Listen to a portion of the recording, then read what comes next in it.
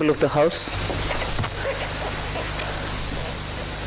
As opening remark, I'll just give a few indications of what has been highlighted in the budget. Broadly, I think the 4 emphasis points are on empowering women, giving a lot more attention to the SHG groups which are in the rural areas, trying to scale them up, give them the opportunity to brand and produce scaled up and professional manner in a far more emphasis on tourism and training of youth for readying themselves for tourism, specific action for 50 destinations where comprehensive tourism action plans will be introduced. Then what is being called as PM Vikas, looking at Vishwakarma, people who create things, make things out of their hands using tools. In some states they are called Vishwakarmas, in some other states some castes are referred to as Vishwakarma, but what we mean here is to cover all those artisans and craftspeople who do things with their hands using some tools, so not specifically only to some particular communities, but to all who create the soft power of India through their craftsmanship. Then the 4 is green growth, the 4th one, which is in every sphere of life, also looking at biogas, also evacuation of power from renewable energy sources located in Ladakh to the rest of the country. So those are 4 highlights which I'd like you to go back to see the scale in which we are approaching these issues and the impact that it will have on large sections of India's population. Then, of course, I gave 7 priorities, which began with talking about inclusive growth, investments in infrastructure, also reaching the last mile so that those who are still left without a house or a sanitary facility or a road which is reaching them, and so on. So the last mile, reaching the last mile for those who desperately need that kind of a link are all being covered. Then we are also looking at a very futuristic fintech financial sector for which we have brought in some specific ideas. We are looking at also improving the industrialization of this country, where people will be trained for Industrial Revolution 4.0, which means they're going to be trained for AI, IoT, using Web3 in other words. So training manpower to ready themselves for industries which are rapidly becoming industrialized in the Web3 context. Then digital economy, unleashing the digital power of India in various walks of life, setting up an artificial intelligence research center, Center for Excellence. So all these are in Part A. There's a lot of increase in the agriculture credit availability, 20 lakhs being made available for agriculture credit. Also a sub-scheme under the PM Matsya Sampada Yojana, making sure that people living in the coastal areas are going to benefit from it, fishermen are going to benefit from it. Now, if largely the Part A has looked at these, Part B has aimed at rationalizing the customs duties, also making sure personal income tax, after a very long time, has had substantial changes which will benefit the middle class.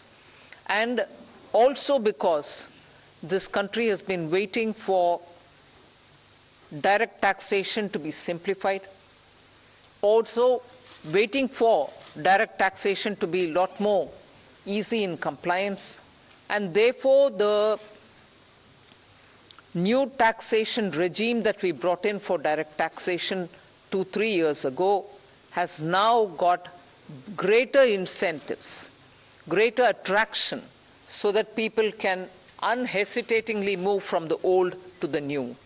Of course, we are not compelling anybody. Those who want to remain in old can still remain there for enough justifications that they can have. But the new one obviously is now attractive because it gives greater rebate. It also provides for a simplified and smaller slabs, lower rates of taxation, and also slabs which are nicely broken down. So with all this, I think the budget, I've not gone into specifics, but I thought as an opening remark, this much will be sufficient to say this is a budget which is beautifully balanced. Both growth considerations, because the capital investment has never before seen double-digit investment announcements. 10 lakh crore, which includes 1.3 lakh crores being given to states.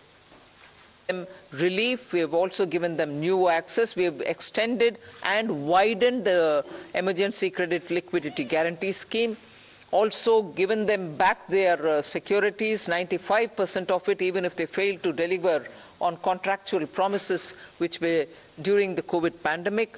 So the balancing is, one, we could sustain the capital infrastructure expenditure from the government. Simultaneously, in the private sector, give a lot of push and impetus for the MSME, and not forgetting the individuals, the middle class individuals who needed that kind of a tax breaks and relief through taxation. So the large macroeconomic considerations have also been kept in mind. The fiscal consolidation has not been kept in the back burner. We've attended to it. We are respecting the glide path we gave ourselves 2 budgets ago.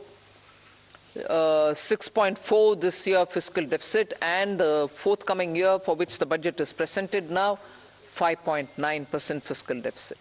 So broadly, I leave it at this.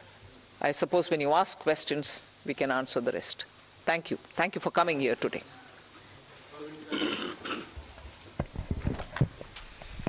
Good afternoon, ma'am. Good afternoon, ma'am. Shishir here from Hindu Business Line.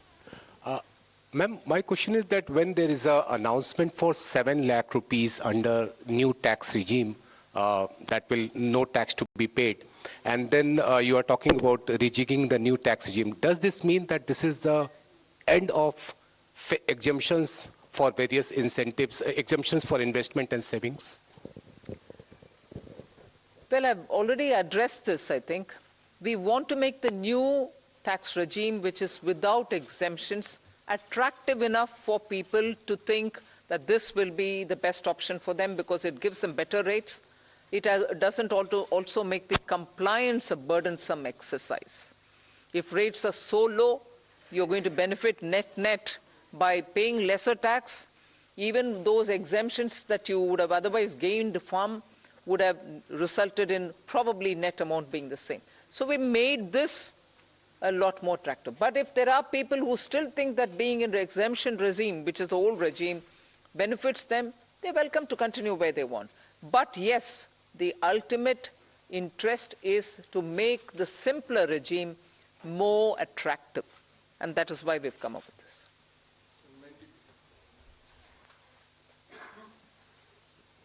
Ma'am, firstly, many congratulations on that fiscal consolidation, because I keep asking you that question. But the issue today is about people in terms of, there is a big gamble in terms of capital expenditure. When you do that, does it actually trickle down to the people? Does it create jobs? I know you've been doing this for the last 2 years. Are you sure that this will really trigger off job creation, one, to, money in the hands of the poor people? The second, of course, is about inflation, which, again, like last year, you haven't really touched about it, but you have had the letter from RBI. Your chief economic advisor yesterday says we are in uncertain times, but we hope that it will be under the check of 4 to 6%, hopefully the lower band of RBI. What is your answer to both these points?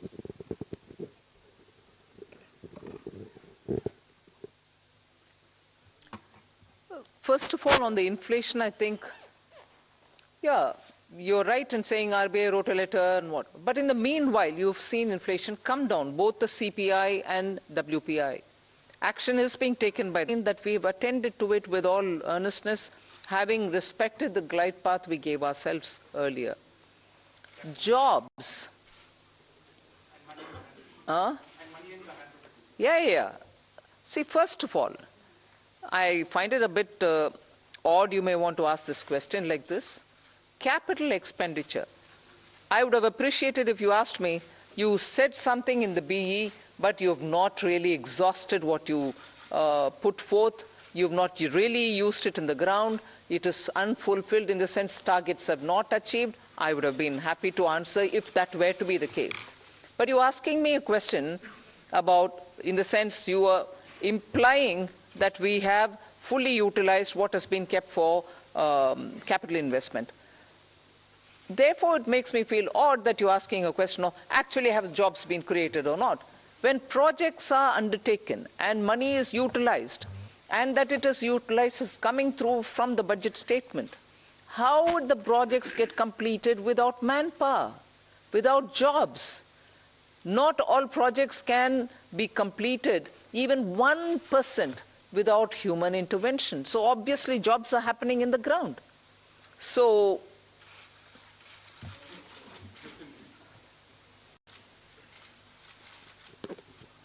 Ma'am, I want to ask you, ma'am here. Ma'am, I want to ask you what percentage of taxpayers had moved to the new tax regime in the last assessment year? And is there a number that you expect, 50%, 60%, whatever? And number two, ma'am, there's a specific mention for expenditure towards MSMEs. Now, is there an estimate of how much, what was the dues that companies had claimed as expenditure and which has not actually been paid to the MSMEs? Sanjay, you want to answer on? On your second question, that is on the MSMEs, well, we don't have that data. Certainly, we don't have that data. And it's not, I mean, we don't take that data from the taxpayers in their returns, so that data we will not have. But certainly, you know, we are all aware of this huge problem of timely payments not being made to the MSMEs. So in that direction, you know, this is certainly a positive step. Coming to your first question on the exemption-less regime, let me say that for companies, the 22% tax regime that we got, 61% of our tax now, the corporate tax, more than 60% is actually coming from the exemption-free tax regime.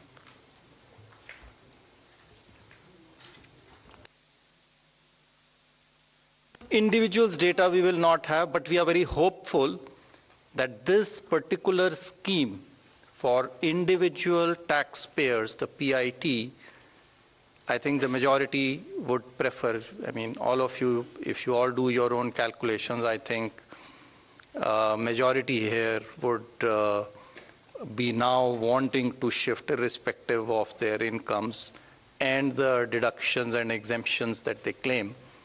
They would be finding it more attractive to shift to the new tax regime, majority of them.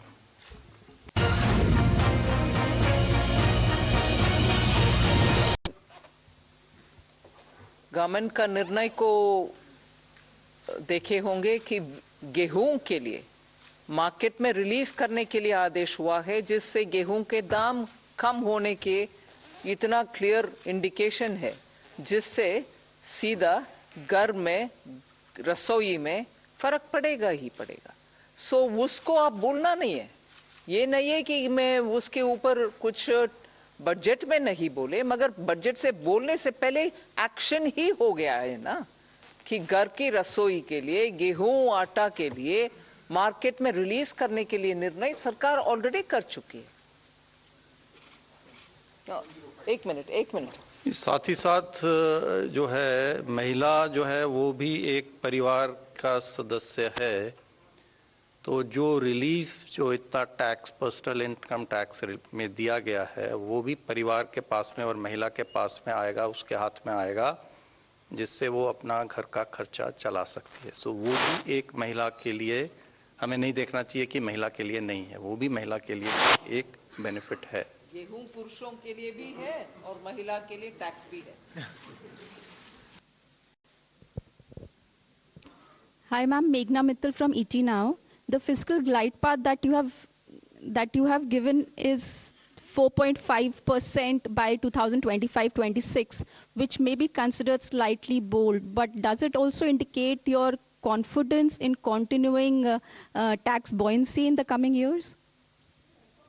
Somanathan has already answered it. Yes, tax buoyancy, as you saw even yesterday, GST collection figures have come. Direct taxation buoyancy is also observed in the current year. That is one thing. I think to the credit of this team, there's been a very robust management of macroeconomics. That certainly bears an impact.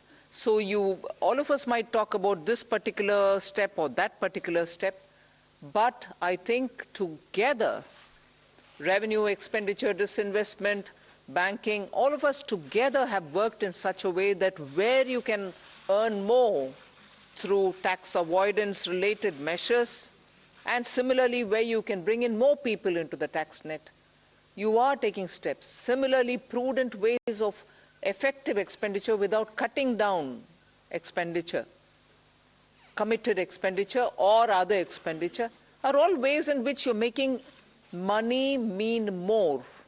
And for every rupee that you spend, you get a better set of returns. So I think efficient management also has a very big role to play here. I just wanted to add to your question. The estimates in the budget, the revenue estimates in the budget, do not assume a buoyancy greater than 1 for the coming financial year. It assumes a buoyancy of 1. Gross taxes are expected to grow by the same 10.5%, by which we have estimated the GDP to grow, which is slightly lower than the figure implied by the economic survey. And therefore, we are assuming only a buoyancy of 1. But if the experience of this year is repeated next year, then it may in fact be more than 1. But we have taken a conservative assumption. And I think the very fact that the commitment to 4.5% was reiterated word by word in this budget gives you an indication that we feel that we have the means and the ability to reach that target by 2025-26. I would also point out that many of our expenditure increases are on discretionary spends. We have kept a very tight lid on the irreducible types of expenditure, and therefore there is room in the budget, both on the revenue side and on the expenditure side, for us to reach that fiscal deficit target by 2025-26. And it is not lightly that the Finance Minister has reiterated it in Parliament today. Ma'am, Timsi Jaipuria from CNBC TV 18. Ma'am, I have two questions. Firstly, on the TDS reforms, you've come out with two specific reforms. For one, 20% TDS on foreign investments. Why has this been introduced? Is it to curb the flight of capital or investments which was going outside the country? And secondly, on students who are going outside to study, on that also the TDS has come, there's a 5% that has been levied. Or it has been reduced. There is no change on education, or absolutely not. That's wrong. Your facts are wrong. But what happens to the amount that one spends in staying there as a student? First, correct the thing which you've said, because yours is a very powerful voice, and that can spread among your dosts, that can go out. No change has been made for education or health purpose, LRS. Please, I hope my voice is audible much more than Timsi's. Thank you for correcting me, ma'am. But on the foreign capital, on the foreign investment, the TDS of 20%, if you could explain the rationale. I think this question was asked, and I already answered it, to say that this is actually coming from income, and the income tax rates for those categories of people who are using this LRS to send money outside is much more than 20%. And so they were in any case, to pay for the tax. And in case they don't have to pay for the tax, they can always get a refund.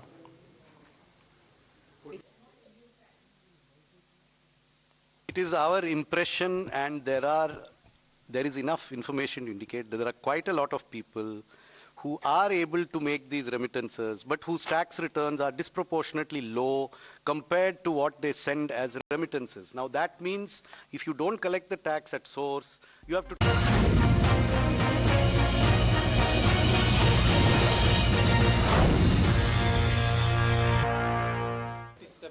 35,000 crores. Direct taxes 37,000 crore, indirect taxes 1,000 crore, additional revenue through indirect taxation measures 3,000 crores, and so net is 35,000 crore.